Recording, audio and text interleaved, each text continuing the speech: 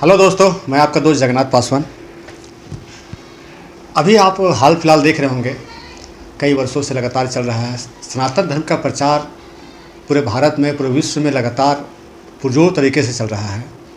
और हमारे झारखंड के एक बहुत ही बड़े, आप उसको त्यागी बोलिए, कई वर्षों से लगातार वो प्रयास कर रहे हैं, कई वर्षों से लगातार वो साधना में हैं, कई वर्षों से लगातार वो इसकी पढ़ाई कर रहे हैं। और इनका फ़ायदा ये मिला कि पूरे झारखंड प्रदेश का धर्माचार बनाया गया है इनको अंतर्राष्ट्रीय सप्तगिरी अखाड़ा के द्वारा, जो कि उज्जैन से संचालित होता है। और ये अंतर्राष्ट्रीय सप्तगिरी अखाड़ा है। और इसी अखाड़े के द्वारा आप कुंभ मेला में जब गए थे, जब चल रहा था, उसमें सुने हुए कई सारे अखाड़े भारतवर्ष में हैं। उन्हीं में से एक अखाड़ा है सप्तऋषि अखाड़ा। और उन्हीं के द्वारा अभी जो हमारे सामने बैठे हुए हैं माननीय मनोज कुमार पांडे जी, इनको सप्तगिरी अखाड़ा के द्वारा ही पूरे झारखंड प्रदेश का धर्माचार घोषित किया गया है। इसी 20 तारीख को, आज 6 दिन हुआ है, 3 दिन हुआ है। और इत्तेफाकन आज मुलाकात उनसे मेरी हो गई, तो मैं जानने के लिए लालायित हो गया कि कैसे कोई व्यक्ति यहाँ तक पहुँच सकता है, इस पद को पा सकता है। क्योंकि हम लोग पहली बार किसी को देख रहे हैं कि एक अखाड़े के द्वारा झारखंड में, खास करके हमारे आसपास के इलाकों में हम पहली बार देख रहे हैं कि किसी भी अखाड़े के द्वारा किसी व्यक्ति को विशेष पद दिया जाए। और उस पद का मान रखना अब इनके ऊपर है। और कैसे मिलता है ये, कैसे ये अपने से जूनियर जो युवा साथी हैं, जो चाहते हैं कि हम भी सनातन धर्म का प्रचार सही ढंग से कर सके, सनातन धर्म के बारे में जान सके, वो अगर इस पद को पाना चाहें तो कैसे पाएंगे, यही जानने के लिए मैं आज उनसे मुलाकात करने के लिए आया हूँ। इनका शेड्यूल जो है बहुत बिजी था, फिर भी मैं इनसे रिक्वेस्ट किया कि थोड़ा समय निकालिए, तो इन्होंने आदर सहित बोला कि हाँ एकदम आइए, मैं आपको समय दूंगा। तो मैं मिलने करेंगे। सबसे पहले अब मैं आपको इनसे बात करवाता हूँ और यही सारा कुछ बताएंगे आपको।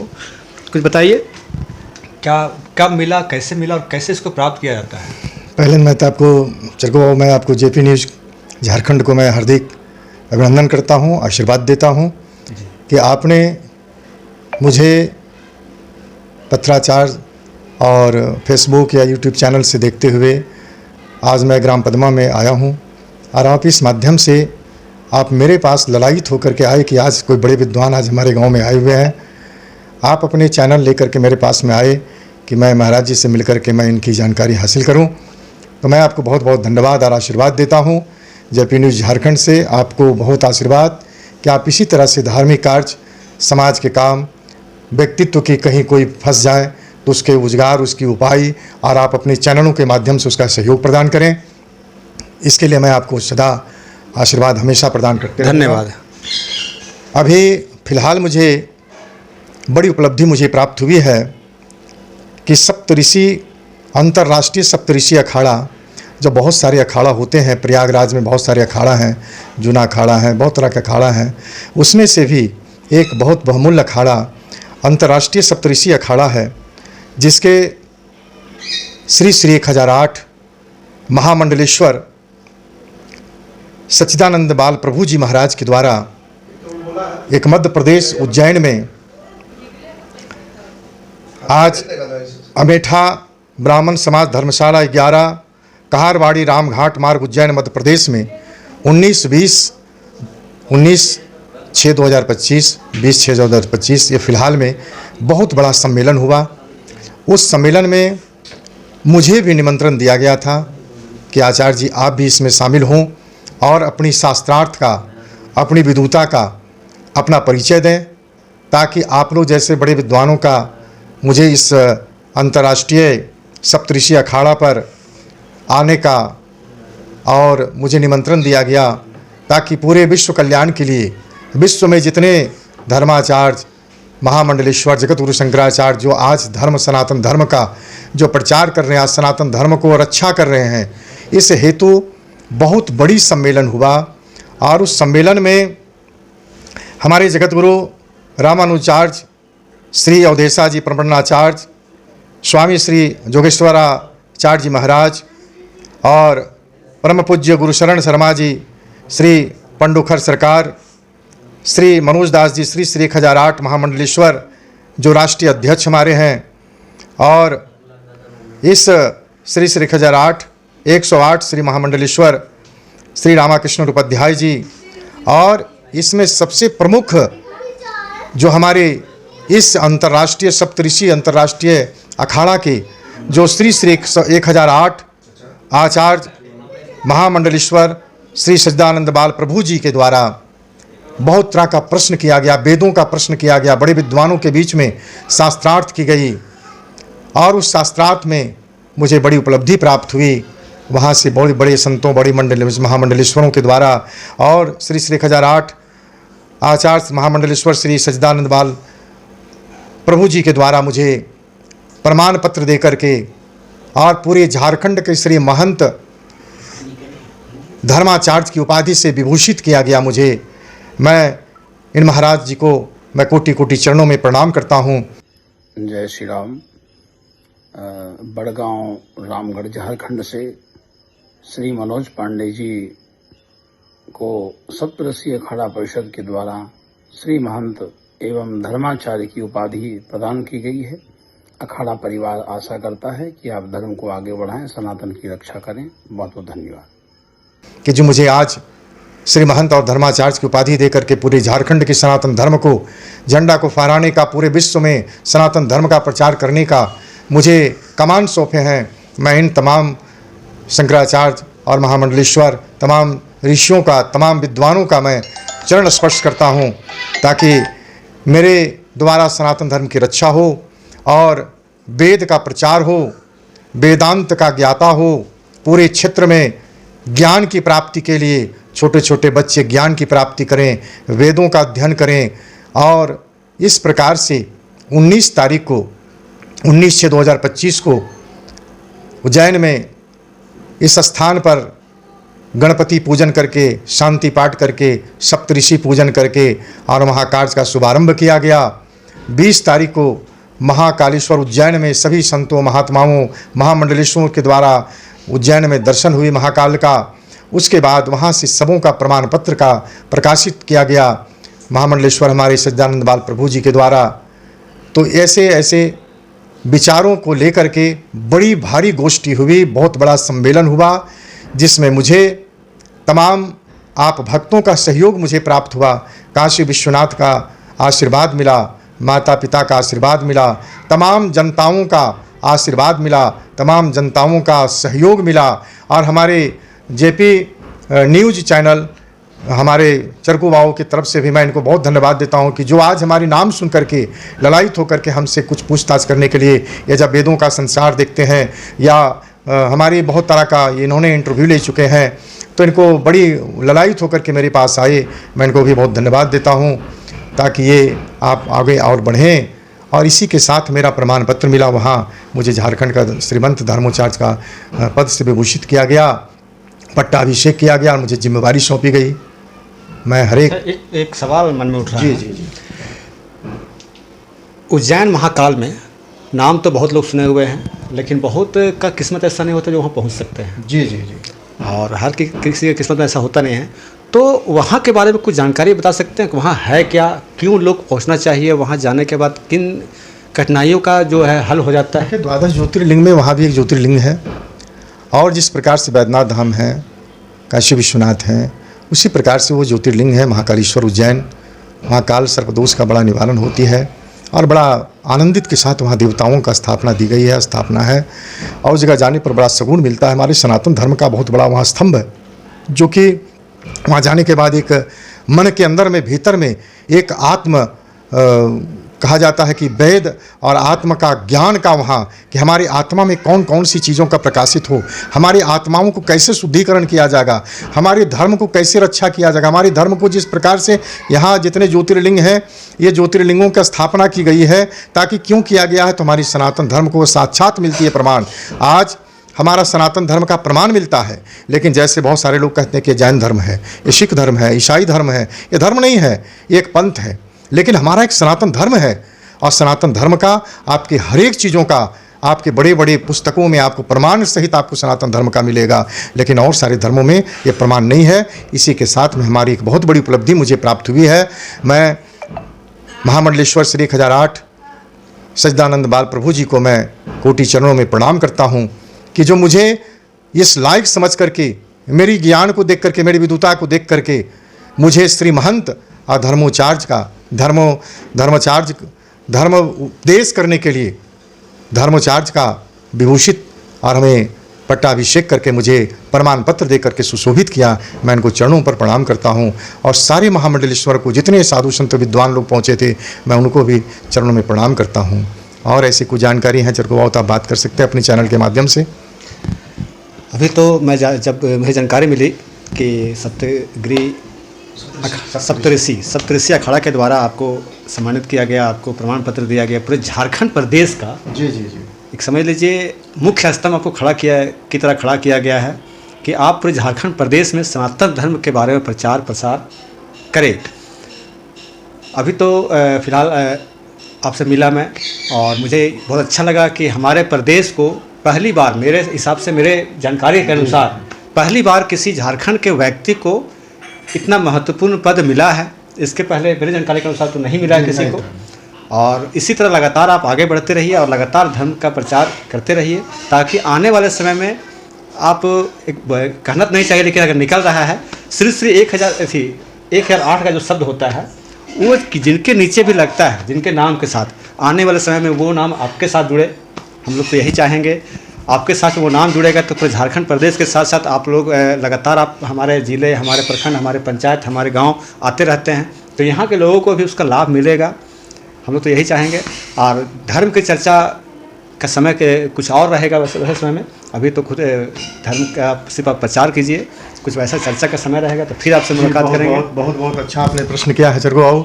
देखिए, आज के समय में धर्म का प्रचार करना, वेदों को ज्ञान देना, वेद मंत्रों का जानकारी देना, मैं एक बड़े हमारी उपलब्धि प्राप्त हुई है। इससे पहले भी मुझे काशी विश्वनाथ में 3 दिवसीय 2017 में वहाँ बड़े बड़े विद्वानों के बीच में शास्त्रार्थ हुई थी।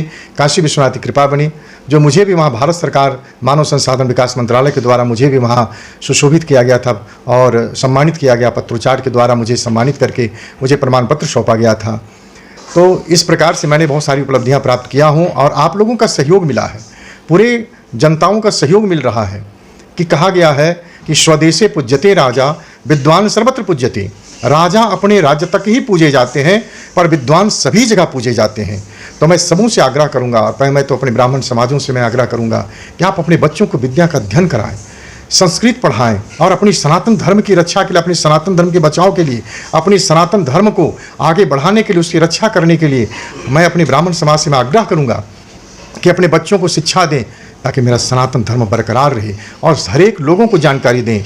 यहाँ तक मैं जितने भी हमारे हिंदू भाई लोग हैं, माताएं बहनें लोग जितने लोग हैं, वो अपनी कर्मठता के साथ अपनी सनातन धर्म को समझें और सनातन धर्म को जानें और मेरे जैसे विद्वानों से संपर्क करें। और हर एक जगह आपके हर एक क्षेत्र में आपके ब्राह्मण देवता खड़े हैं, ब्राह्मण देवताओं का निवास है, उनसे जाकर संपर्क करें, उनसे साधना करें, उनसे विचार विमर्श करें, ताकि आपका हर एक चीज़ों को जानकारी मिलेगी और आप अग्रसर सनातन धर्म को बचा करके चलेंगे, ताकि मेरा राष्ट्र सनातन धर्म की ओर आगे बढ़ेगा और बचा रहेगा, धर्म मेरा बचा रहेगा। और इसी प्रकार से आज जग जाजन पूरे चलता ही रहता है। तो सनातन धर्म का एक स्तंभ है और जिससे हमारा प्रचार होता है, जो कि हमारा आज बहुत सारे लोगों को सनातन धर्म के लिए आगे बढ़ाने के लिए बहुत सारे हमारे महामंडलेश्वर जगतगुरु शंकराचार्य का उद्घोषण होते रहता है।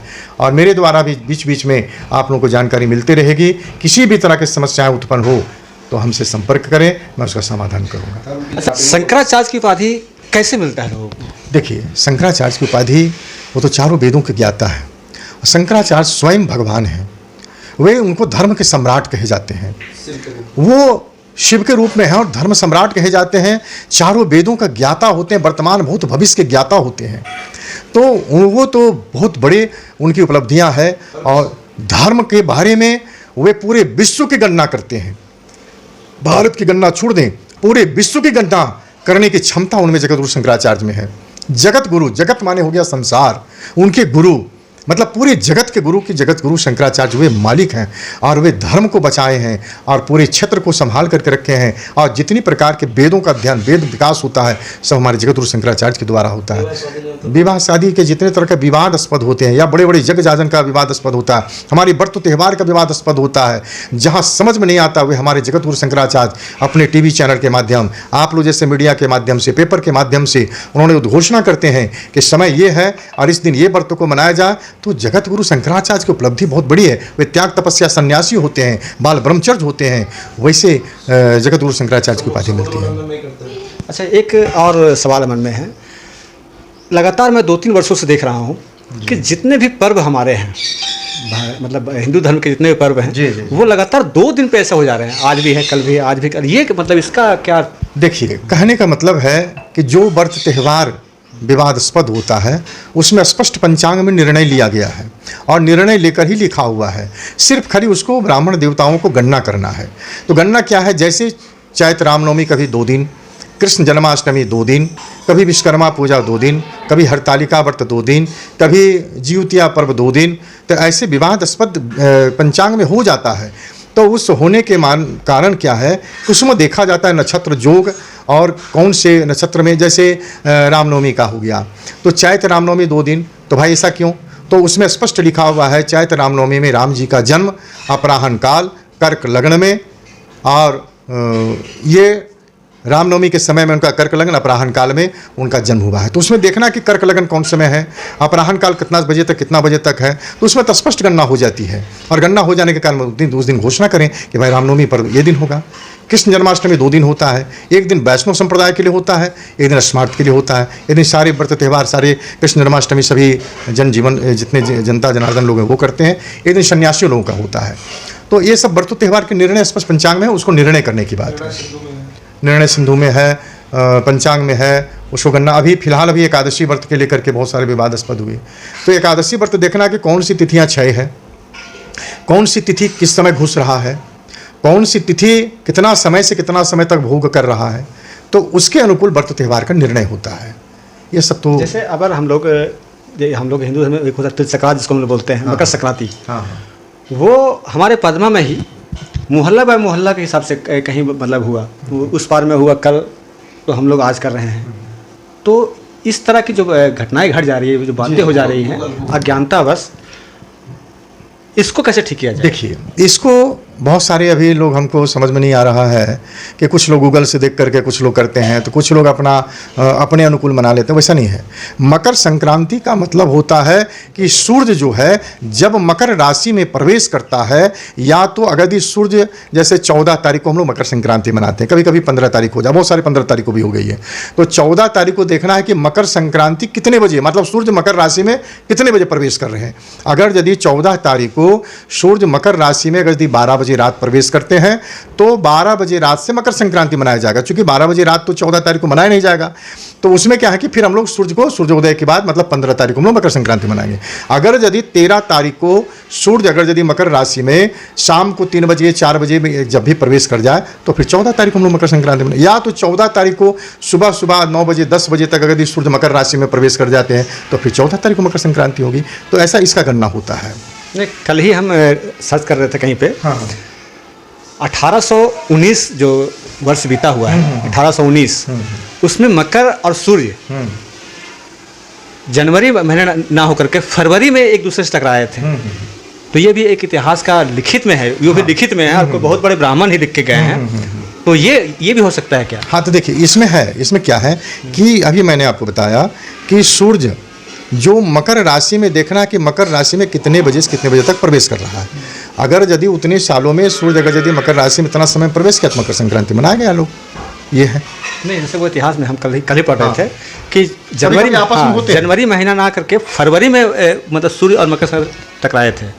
तो क्या ये संभव है? कभी होता है, जैसे कभी हो जाता है कि लिखित में है, वो हो सकता है वो गलत हो। नहीं, कभी वैसा जनवरी नहीं होकर के वो फरवरी में भी कभी वैसा कि 14 जनवरी ये कभी हो सके कि मलमास का भी महीना आता है तो कभी कभी डबल महीनाएं होती है, लेकिन वैसा बहुत दुर्लभ समय से आता है। लेकिन उस समय कभी किसी हो गया होगा तो 1819 ईस्वी में। हाँ, तो उस समय का यदि किसी में देखा होगा कि सूर्य मकर राशि में कितने समय प्रवेश किए हैं, तो उस समय उनकी मकर संक्रांति मनाई गई होगी।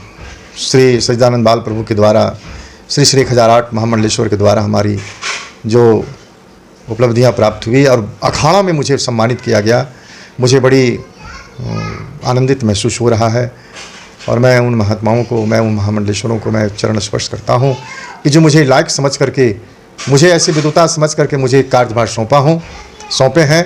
मैं उनको विश्वास दिलाता हूं कि आज मुझे इस क्षेत्र में वैसा आपने हमें समझ करके, और श्री श्री 1008 आचार्य महामंडलेश्वर श्री सच्चिदानंद बाल प्रभु जी महाराज को मैं प्रणाम करता हूं कि जो आप मुझे ये लायक समझ करके, मेरी विद्वता को देख करके मुझे आपने धर्माचार्य और श्री महंत की उपाधि दे करके मुझे सुशोभित किया है। मैं विश्वास दिलाता हूं कि पूरे झारखंड प्रदेश में मैं एक सनातन धर्म की और पूरे सनातन धर्म की मैं ध्वजा फहराऊंगा, और पूरे विश्व में मेरी कल्पना और मेरी शक्ति प्रदान आप दें, और महामंडलेश्वर की शक्ति प्रदान हो तो मैं पूरे विश्व में सनातन धर्म की ध्वजा को फहराएंगे। मैं आपको वचन देता हूं, महामंडलेश्वर जी को मैं प्रणाम करता हूं। इसी मैं धर्म की जय हो, अधर्म का नाश हो, प्राणियों में सद्भावना हो, विश्व का कल्याण हो। सर्वे भवन्तु सुखिनः, सर्वे सन्तु निरामयः, सर्वे भद्राणि पश्यन्तु, मा कश्चित् दुःख भाग भवेत्। मैं इस बात को आपको मैं बताया हूँ, आज आपको मिलवा रहा हूँ झारखंड के सबसे बड़े, आपको लग रहा हो सनातन धर्म का सबसे बड़ा पद पहली बार झारखंड के व्यक्ति को मिला है। और हमारे अपने व्यक्ति है वो लगातार पद में आते रहते हैं, लगातार मैं आपको इनसे मिलवाता रहता हूँ, और इनको ये उपलब्धि मिली है, हम लोग बहुत खुशी महसूस कर रहे हैं। और आगे चल के ये हम लोग तो यही चाहेंगे कि शंकराचार्य की उपाधि भी इनको मिले। ये एक दिल से निकला हुआ है, हो सकता है इनको लग जाए और आने वाले समय में इनको मिल सके।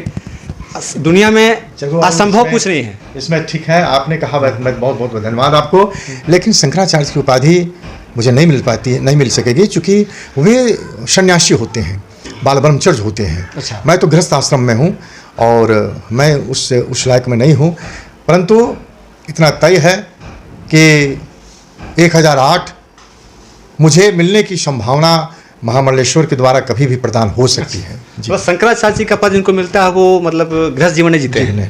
चलिए, ये तो बहुत अच्छी बात बताई है। मैं लगातार आपको इनसे मिलवाता रहूँगा। कई सारे जो भी कुछ सवाल अगर आपके मन में हैं तो आप मैसेज में इसका कमेंट बॉक्स में लिखिए। मैं उस सवाल का क्वेश्चन मैं इनसे करूंगा और आंसर भी मैं आपको इनसे दिलवाऊंगा, ये मैं आपको वादा करता हूं आपसे। जो भी सवाल मन में हो, किसी भी तरह का, शादी ब्याह लगन, किसी भी तरह का सवाल आपके घर में अगर कोई प्रॉब्लम हो तो आप कमेंट बॉक्स में ज़रूर लिखें अपना सवाल, उसका जवाब इन्हीं के द्वारा आपको मिलेगा, ये मैं आपसे वादा करता हूँ। मैं आपका दोस्त जगन्नाथ पासवान, तब तक के लिए नमस्कार।